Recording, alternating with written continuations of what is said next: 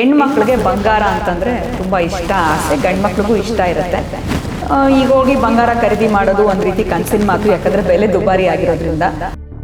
ಯಾವುದ್ಯಾವುದು ಹೆಚ್ಚಿನ ಬೆಲೆ ಇರುತ್ತೋ ಅದು ಮಹಾವಿಷ್ಣು ಮಹಾಲಕ್ಷ್ಮಿಗೆ ಸಂಬಂಧಪಡೋದ್ರಿಂದ ಅವರನ್ನು ತೃಪ್ತಿ ಮೊದಲು ಪಡಿಸು ಅಂತ ಹೇಳ್ತಾರೆ. ತಗೊಳ್ಳೋಂಥ ಬಂಗಾರ ಕೆಲಸರಿ ಏನಾಗುತ್ತೆ ಅಂದರೆ, ಇವತ್ತು ತೊಗೊಂಡಿರ್ತೀವಿ, ನೆಕ್ಸ್ಟ್ ತಿಂಗಳು ಅದು ನಮ್ಮ ಹತ್ರ ಇರೋದಿಲ್ಲ, ಹೋಗಿ ಆಲ್ರೆಡಿ ನಾವು ಪ್ಲೆಡ್ಜ್ ಮಾಡಿರ್ತೀವಿ ಅಂತ ಒಂದು ಪರಿಸ್ಥಿತಿ ಬಂದ್ಬಿಡುತ್ತೆ. ಸಣ್ಣ ಪುಟ್ಟದ್ದೇ ಬಂಗಾರವನ್ನು ನೀವು ಪ್ಲೆಡ್ಜ್ ಮಾಡಿರೋದನ್ನು ತೆಗೆದುಕೊಂಡು ಬಂದು ಮತ್ತು ಅದು ಆ ಸ್ಥಿತಿಗೆ ತಲುಪಬಾರದು ಅಂದರೆ ಒಂದು ತಟ್ಟೆಯಲ್ಲಿ ಅರಳಿ ಎಲೆ. ಗಿರ್ವಿ ಅಂಗಡಿಗೆ ಹೋಗಿ ಪ್ಲೆಡ್ಜ್ ಮಾಡಬಾರ್ದು ಅಂತಂದರೆ ಏನು ಮಾಡಬೇಕು? ಯಾಕಂದರೆ ಆ ಪರಿಸ್ಥಿತಿ ನಮ್ಗೆ ಗೊತ್ತಿರಲ್ಲ, ಬರುತ್ತೋ ಇಲ್ವೋ ಅಂತ. ಬಂದಾಗ ನಾವು ಹೋಗಿ ಆ ಕೆಲಸ ಮಾಡಲೇಬೇಕಾಗುತ್ತೆ. ಶ್ರೀಸಾಮಾನ್ಯರ ಒಂದು ಸಮಸ್ಯೆಗೆ ಅಂತಂದರೆ ಬಂಗಾರ ಇದ್ದರೆ ಅದು ಅವ್ರ ಸೊಲ್ಯೂಷನ್ ಅಂತಲೇ ಹೇಳ್ಬೋದು.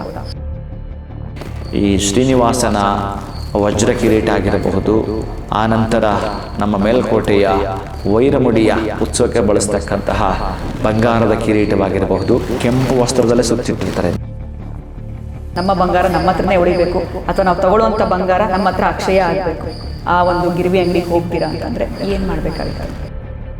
ಹರಿದ್ರಾಭಿಷೇಕ. ಹರಿದ್ರ ಅಂತಂದರೆ ಅರಿಶಿಣ. ಅರಿಶಿಣದಿಂದ ಒಂದು ಅಭಿಷೇಕ, ಗಂಧದಿಂದ ಒಂದು ಅಭಿಷೇಕ, ಜಾವೊಂದು ಪುಡಿ ಅಂತ ಬರುತ್ತೆ, ಆ ಜಾವೊಂದು ಪುಡಿಯನ್ನು ಹಾಕಿ ಒಂದು ಅಭಿಷೇಕ. ನಮಸ್ಕಾರ, ಶುಭೋದಯ ಪ್ರೀತಿಯ ವೀಕ್ಷಕರೆಲ್ಲರಿಗೂ ಸಂಕಲ್ಪ ಸಿದ್ಧಿ ಕಾರ್ಯಕ್ರಮಕ್ಕೆ ಆತ್ಮೀಯ ಸ್ವಾಗತ ಹೇಳ್ತಾ ಇರೋದು ನಾನು ಅನುಷಾ. ಮೊದಲನೇ ಬಾರಿ ಚಾನಲ್ ವೀಕ್ಷಿಸ್ತಿದ್ದೀರಾ ಅಂದರೆ ಈಗಲೇ ನಮ್ಮ ಚಾನಲ್ನ ಸಬ್ಸ್ಕ್ರೈಬ್ ಮಾಡಿ, ನಮ್ಮ ವಿಡಿಯೋಸ್ನ ಲೈಕ್ ಮಾಡಿ. ಇನ್ನು ಎಂದಿನಂತೆ ಕಾರ್ಯಕ್ರಮದಲ್ಲಿ ನಮ್ಮ ಜೊತೆಲಿದ್ದಾರೆ ಸ್ಪಿರಿಚುವಲ್ ಗುರು ಡಾಕ್ಟರ್ ವಿಷ್ಣುದತ್ತ ಗುರುಜಿಯವರು. ಗುರುಗಳನ್ನ ಕಾರ್ಯಕ್ರಮಕ್ಕೆ ಸ್ವಾಗತಿಸೋಣ. ನಮಸ್ತೆ ಗುರುಗಳೇ, ಕಾರ್ಯಕ್ರಮಕ್ಕೆ ಆತ್ಮೀಯ ಸ್ವಾಗತ. ಗುರುಗಳೇ, ವಿಶೇಷವಾಗಿ ಹೆಣ್ಮಕ್ಳಿಗೆ ಬಂಗಾರ ಅಂತಂದರೆ ತುಂಬ ಇಷ್ಟ, ಆಸೆ. ಗಂಡು ಮಕ್ಳಿಗೂ ಇಷ್ಟ ಇರುತ್ತೆ.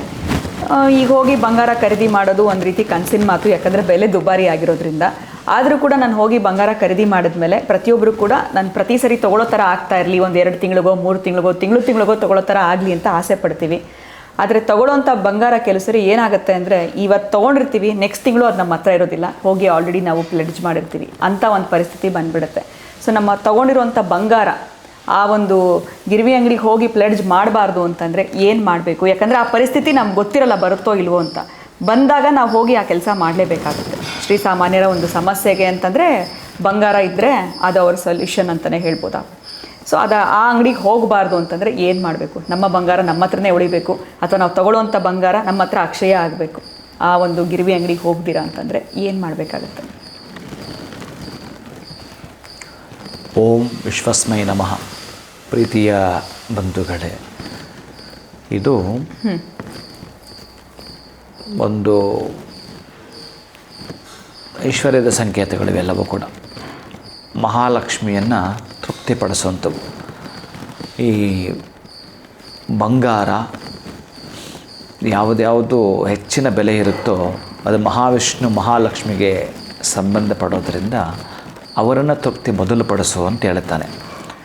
ಜೊತೆಗೆ ಬಹುಶಃ ಈ ರೀತಿ ಏನಾದರೂ ನೀವು ಪ್ಲೆಡ್ಜ್ ಮಾಡಿದ್ದರೆ ಅದನ್ನು ಪಡ್ಕೊಳ್ಬೇಕು ಅಂದರೂ ಮಹಾಲಕ್ಷ್ಮಿಯ ಸ್ತೋತ್ರವನ್ನು ಹಾಡಿಕೊಂಡಾಡಬೇಕು. ಹಾಗೇನಾದರೂ ನಾವು ಬಿಡಿಸ್ಕೊಂಡು ಬಂದುಬಿಡ್ತೀವಿ, ಅಥವಾ ನಮ್ಮ ಹತ್ರ ಇರುವಂಥ ಸಣ್ಣ ಪುಟ್ಟದ್ದೇ ಬಂಗಾರವನ್ನು ನೀವು ಪ್ಲೆಡ್ಜ್ ಮಾಡಿರೋದನ್ನು ತೆಗೆದುಕೊಂಡು ಬಂದು ಮತ್ತು ಅದು ಆ ಸ್ಥಿತಿಗೆ ತಲುಪಬಾರದು ಅಂದರೆ ಒಂದು ತಟ್ಟೆಯಲ್ಲಿ ಅರಳಿ ಎಲೆ 6, 12, 18 6, 12, 18 ಇಷ್ಟು ಎಲೆಗಳನ್ನು ಹಾಕಿ ಅದರ ಮೇಲೆ ಇಟ್ಟು ಹರಿದ್ರಾಭಿಷೇಕ. ಹರಿದ್ರ ಅಂತಂದರೆ ಅರಿಶಿಣ. ಅರಿಶಿಣದಿಂದ ಒಂದು ಅಭಿಷೇಕ, ಗಂಧದಿಂದ ಒಂದು ಅಭಿಷೇಕ, ಜಾವೊಂದು ಪುಡಿ ಅಂತ ಬರುತ್ತೆ, ಆ ಜಾವೊಂದು ಪುಡಿಯನ್ನು ಹಾಕಿ ಒಂದು ಅಭಿಷೇಕ, ಈ ಪನ್ನೀರ್ ವಾಟರ್ ಅಂತ ಬರುತ್ತೆ ಅದರಿಂದ ಒಂದು ಅಭಿಷೇಕ, ರೋಸ್ ವಾಟರ್ ಅಂತ ಬರುತ್ತೆ ಅದರಿಂದ ಒಂದು ಅಭಿಷೇಕ, ಏಲಕ್ಕಿ ಲವಂಗ ಪಚ್ಚಕರ್ಪೂರ ನೀರಿಗೆ ಹಾಕ್ಕೊಂಡು ಅದರಿಂದ ಒಂದು ಅಭಿಷೇಕ, ಎಳನೀರು ಅದರಿಂದ ಒಂದು ಅಭಿಷೇಕ. ಇಷ್ಟನ್ನು ಮಾಡಿ ಅಪ್ಪ ನೀವು ಕಳಿಸಿದ್ರೂ ಹೋಗಲ್ಲ ಅದು. ಹಾಗೇ ಆಮೇಲೆ ಧೂಪ ದೀಪವನ್ನು ಹಾಕಿ ನಮಸ್ಕಾರವನ್ನು ಮಾಡಿಕೊಳ್ಳುವಂಥದ್ದು. ಚೆನ್ನಾಗಿ ಒರೆಸಿಬಿಟ್ಟು ಆ ಬಂಗಾರವನ್ನು ಇಷ್ಟೆಲ್ಲ ಅಭಿಷೇಕ ಮಾಡಿದಾದ ಮೇಲೆ ಮತ್ತು ನೀವು ಕೆಳಗೆ ಇಟ್ಟಿರುವ ಅರಳಿ ಎಲೆ ಇದೆಯಲ್ಲ, ಆ ಆ ಎಲೆಗಳನ್ನು ಕೂಡ ಚೆನ್ನಾಗಿ ನೀವು ಒರೆಸಿ ನಿಮ್ಮ ತಿಜೋರಿಯಲ್ಲಿ ಎಲ್ಲಿ ಇಡ್ತಾ ಇದ್ರೋ ಅಲ್ಲಿ ಒಂದು ಕೆಂಪು ವಸ್ತ್ರದ ಮೇಲೆ ಈ ಅರಳಿ ಎಲೆ ಇಡಿ. ಈ ಅರಳಿ ಎಲೆ ಗುರು, ಅದು ನಿಮ್ಮ ಹತ್ರ ಇರೋ ಮೆಟಲ್ ಬಂಗಾರ, ಗುರುವಿನ ಬಂಗಾರ, ಆ ಗುರುವಿನ ಧಾತೋದು. ಅದಕ್ಕಾಗಿ ಈ ಅರಳಿ ಎಲೆಗಳ ಮೇಲೆ ಆ ಒಂದು ಬಂಗಾರವನ್ನು ಇಡುವಂಥದ್ದು, ಅದರ ಮೇಲೆ ಒಂದು ಕೆಂಪು ವಸ್ತ್ರವನ್ನು ಮೇಲಿಟ್ಟಿರುವಂಥದ್ದು.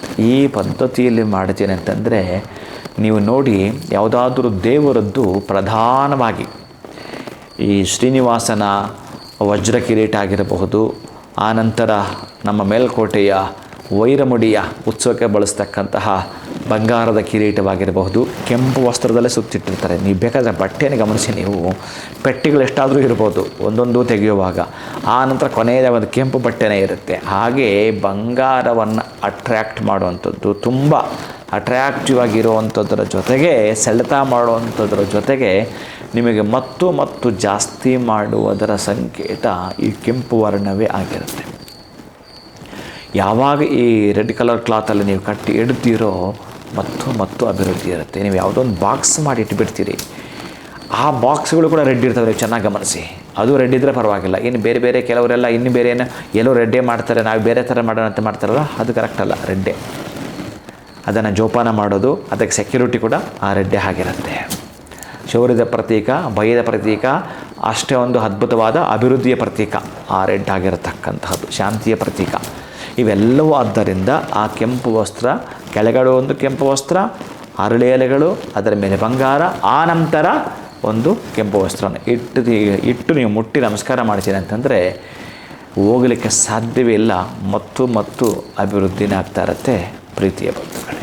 ಖಂಡಿತ ಗುರುಗಳೇ, ನೀವು ಕೊಡುವಂಥ ರೆಮಿಡೀಸ್ ಹೇಗಿರುತ್ತೆ ಅಂದರೆ ದುಡ್ಡು ಖರ್ಚು ಮಾಡಿ ಅಂತೂ ಪರಿಹಾರ ಮಾಡ್ಕೊಳ್ಳೋಕೆ ಕಷ್ಟದಲ್ಲಿರ್ತಾರೆ, ಮಾಡ್ಕೊಳ್ಳೋದಕ್ಕಾಗೋದಿಲ್ಲ. ನೀವು ಕೊಡುವಂಥದ್ದು ತುಂಬ ಸಿಂಪಲ್ ಆಗಿರುತ್ತೆ, ಎಲ್ರಿಗೂ ಕೂಡ ಮಾಡ್ಕೊಳ್ಳೋದಕ್ಕೆ ಅನುಕೂಲ ಆಗುವಂಥ ರೆಮಿಡೀಸ್ನ ತಿಳಿಸ್ಕೊಡ್ತೀರಾ. ಇನ್ನು ವಿಶೇಷವಾಗಿ ಒಂದು ಬಂಗಾರದ ವಿಚಾರದಲ್ಲಿ ಕೂಡ ಖರೀದಿ ಮಾಡಿದ್ಮೇಲೆ ಮತ್ತು ಖರೀದಿ ಮಾಡೋಂಗೆ ಆಗಬೇಕು ಅಂತಲೇ ಪ್ರತಿಯೊಬ್ಬರು ಬಯಸುವಂಥದ್ದು. ಸೊ ಆ ಥರ ಆಗಬೇಕು, ಅದು ಪ್ಲೆಡ್ಜ್ ಮಾಡಬಾರ್ದು ಅಂದರೆ ಏನು ಮಾಡ್ಕೊಳ್ಬೇಕು ಅಂತ ಭಾಳ ಅಚ್ಚುಕಟ್ಟಾಗಿ ನಮಗೆ ತಿಳಿಸ್ಕೊಟ್ಟಿದ್ದೀರಾ. ಧನ್ಯವಾದಗಳು ತಮಗೆ. ನಮಸ್ಕಾರ. ಹರೇ ಶ್ರೀನಿವಾಸ. ಸೊ ಬಂಗಾರ ತೊಗೊಂಡಿದ್ದೀವಿ, ಇನ್ನಷ್ಟು ಬಂಗಾರ ತೊಗೊಳಂಗೆ ಆಗಬೇಕು ಅಂತಂದರೆ ಗುರುಗಳು ರೆಮಿಡಿಯನ್ನು ತಿಳಿಸ್ಕೊಟ್ಟಿದ್ದಾರೆ. ನೀವು ಕೂಡ ಇದನ್ನು ಫಾಲೋ ಮಾಡಿ ಅಂತ ಹೇಳ್ತಾ ಕಾರ್ಯಕ್ರಮವನ್ನು ಮುಗಿಸುವಂತಹ ಸಮಯ ಆಗಿದೆ. ನಮಸ್ಕಾರ.